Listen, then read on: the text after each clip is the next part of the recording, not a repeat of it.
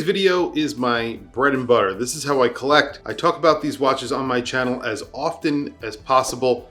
We're going to be talking about brands that lose a lot of money on the secondary market. It could be used or the gray market, doesn't really matter. These are brands that are really high quality. They're luxury brands that lose a lot of money in the secondary market. So that means you can buy a really nice watch for a really good price. And I'm actually going to give you a specific price range during this video.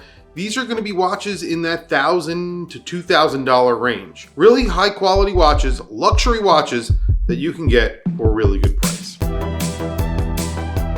When you're talking about really high quality watches that come in at a really good price on the secondary or used market, you need to be talking about Longines. They are owned by the Eta Group, so that means that they're getting Eta movements, but usually with Longines, they're actually making their own movements specifically that are proprietary to these watches. So they're a little bit different from what you would normally get in all the other brands, but it is a little bit special for Longines. Now, they do this for all of their brands, so they rename the movement. It's not that big of a deal.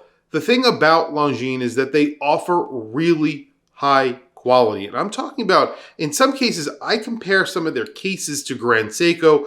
I think they make really high quality luxury watches, but for one reason or another, they don't sell very well on the secondary market. And a really good example of that is their Skin Diver. The Skin Diver is based on a vintage dive watch that they came out with in the 1960s, 1970s. It gets a really grainy dial, and it is a beautiful dial. They come in at around 42 millimeters. It gets an automatic movement. It's a proprietary Eta movement, technically an in-house watch, right? Because Eta movements are in-house to Longines, but they don't sell for a lot of money. They actually sell for around $1,000 on eBay. You can get them used for around $1,000. If you want them new on the gray market, you can get them from $1,200 to around $1,500. This is a great watch for that price. They come on a mesh bracelet or a strap. There's also the Legend Diver, which is based on their original dual crown super compressor diver. I don't believe it's an actual super compressor, but again, those don't sell for a lot of money. I prefer the Skin Diver, but that Legend Diver is a very, very nice watch, and those sell for around $1,500 to $2,000. So you can get a pretty cool watch from Longines. These are dive watches. Basically, all of their watches sell for a very good price, but these specific watches sell in that price range. I think they're great and definitely a bargain on the secondary market, so definitely check them out. The next watch on this list actually starts at around $700 on places like eBay, and they go up to around $1,500 depending on the version that you get. It's the Concord Mariner. Now, I'm not talking about the vintage version. Those are really cool. They sort of look like a Piaget. These are the new ones I'm talking about. These are modern versions that get an integrated bracelet look. So these are integrated bracelet dive watches with 200 meters of water resistance. The quartz versions start at around $700. That's for a new watch. So if you can get these used, you can get them less than $700. Very high quality watches. And then they also make automatic movement versions. Those sell for around $1,500, sometimes a lot lower than that, but they're all in that range from $700 to $1,500, depending on the condition. So you could actually get one of those automatics under $1,000 if you really hunt. Concord are a great brand. They make some really great watches, and they've used movements like the El Primero, and they've done some really cool things.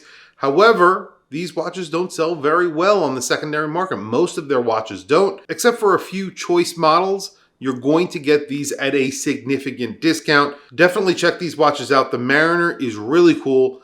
And if you're interested in a luxury integrated bracelet watch for micro brand money, definitely check out Concord.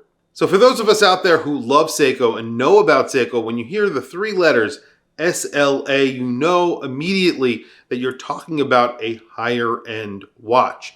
Today we're talking about a Seiko Prospex. It's an SLA version of one of their most popular watches. It's the Captain Willard. This is the SLA 051. It's a reissue or reinterpretation of the Captain Willard. This specific watch was actually made in celebration of a Japanese adventurer. If you're not familiar with him, his name was Naomi Yamura, and he basically went to the top of Mount Everest alone. I believe he was the first person to do it, and he was wearing a Captain Willard. So it wasn't this Captain Willard, it was the original Captain Willard, but they made this watch in celebration of that achievement. And of course, they put a special dial on there that's textured, that is inspired by Mount Everest and the snow and the ice there. So really cool dial, really beautiful watch. Of course, it's a Captain Willard, but you're getting an 8L movement inside. So it's a very high-end movement, the most high-end movement that you can get from Seiko. It's basically a Grand Seiko movement that's slightly toned down, 200 meters of water resistance, a great bracelet. Overall, a really great dive watch for around $1,100. That seems like a lot of money because it's a Seiko Prospex, but when you consider that it's an SLA and what you're actually getting, this is a very high-end watch with a very high-end movement for around $1,100 on the secondary market. I don't often bring up Tudor on my channel, but when it comes to bargain watches, there are a few really great golden nuggets from Tudor that you can get on the secondary market that don't sell for a lot of money, again, between that $1,000 and $2,000 range. And I think they're really great looking watches, very well made, and a little bit out of the ordinary. The Tudor 1926, it's a watch that I've always had my eye on. They've made versions with in-house movements. I'm talking about the standard versions that you can get for around $1,000 to $2,000. Again, it depends on where you're buying it and the condition that it's in. You can get ones on the lower end for around that $1,000 price, and ones that are in perfect condition for around $1,500. They make some really great dials. There's a waffle pattern on the dial, which I really like. There's some really nice white dial versions that get blued steel hands and indices or gold hands and indices. They look great. They're a very straightforward dress watch, and I never really feature too many dress watches on my channel or Tudors, so this sort of kills two birds with one stone for me, and I think they're really nice, and especially on the secondary market. I would not buy these brand new because they retail around $3,000 and change. These on the secondary market are a great bargain. The next brand on this list that I want to mention is Montblanc. You may be familiar with their pens, but they also make really high quality watches. They're owned by the Richemont Group. So they actually get some in-house movements from the Richemont Group. However, they also use Sellita movements, and the movement that I'm talking about today, the watch that I'm talking about today, is actually powered by a Sellita movement, but they also own Minerva. So Montblanc was given the brand Minerva, and a lot of their watches are inspired by vintage Minerva watches. The watch that I'm talking about today is from their Heritage collection. It's not specific to one Heritage Minerva, but it is a reissue or a reissue inspired by Minerva watches. So it's not specific to a watch that it's actually inspired by, but these get a general influence from Minerva. They actually put the Minerva factory on the back of the case back, which looks really good. The one that I'm talking about is their Heritage GMT. It's a watch that I actually own with the copper salmon dial. You can get the time only for under $1,000. You can get these for around $1,500. There are plenty of watches in this Heritage line of watches, their Heritage Minerva line, that are awesome. Some of them actually have Minerva movements. Those sell for a lot of money, around $20,000. But when you're considering what you're getting, they are awesome, and the collection in general are very good looking. And some of them sell for very good prices, like the ones that I just mentioned, the Heritage GMT and the Heritage Time Only. However, there are a bunch of others that sell in that $1,000 to $2,000 range. So if you are interested in an affordable luxury watch from a brand that is owned by Richemont, definitely check out Montblanc. Keeping it in the same family, Baume Mercier are in the Richemont Group. I have dogged them in the past a few times.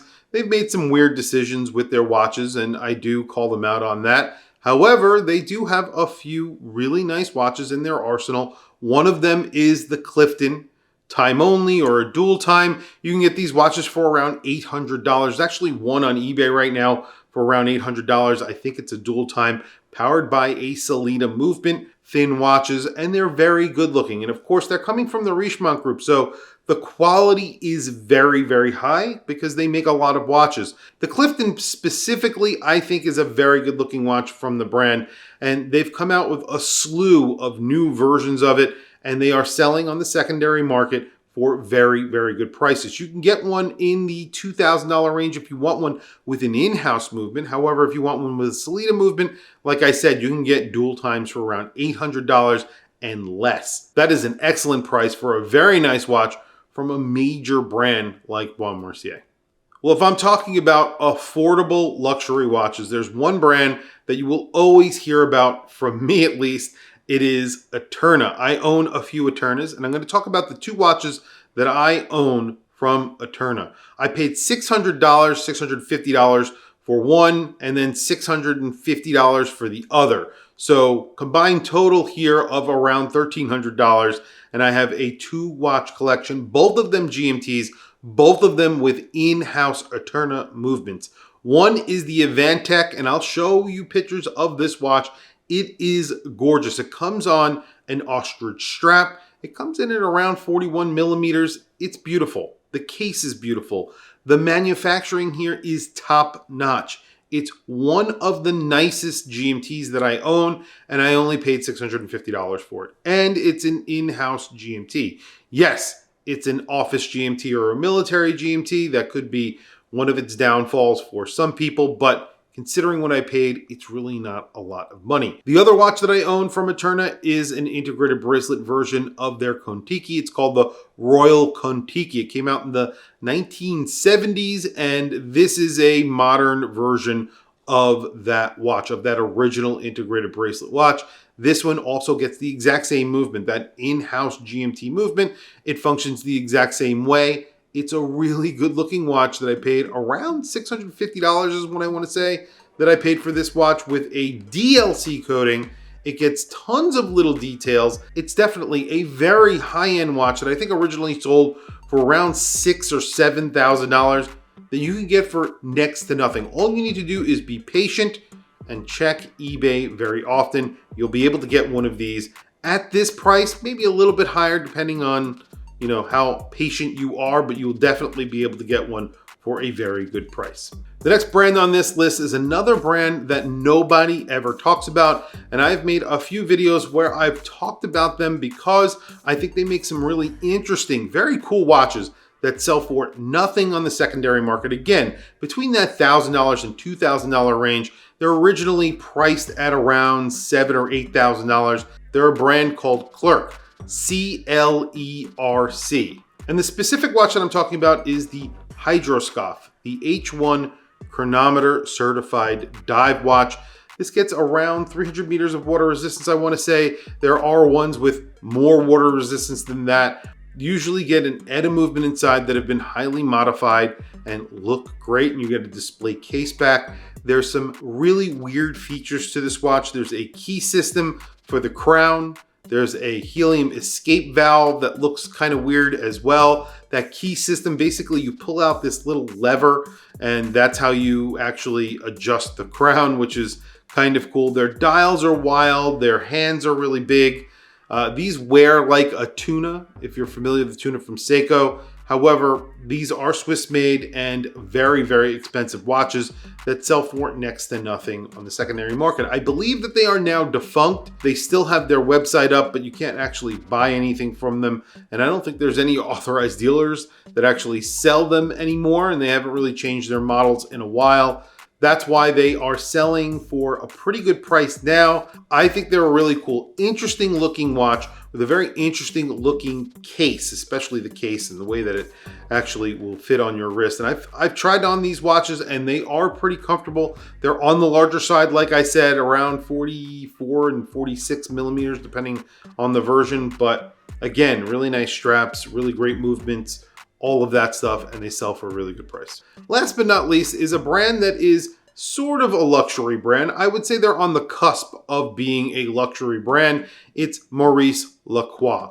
They use ETA movements and Sellita movements. They also have some of their own in-house movements as well. Those are more expensive watches. The watches I'm talking about are the Aikon, which is their integrated bracelet watch, and their Pontus, which is a very good looking watch in my opinion. These watches sell for around $700 to around $2,000. You have to like the look of their integrated bracelet watch. It does take a lot of inspiration from the Royal Oak. It's a good looking, well-made watch. If you've ever actually held one of these in your hands, you could feel that they feel very well made. However, they just don't sell for a good price on the secondary market. They're not that expensive to begin with, so you're getting a really nice watch to begin with that sell for a really good price on the secondary market.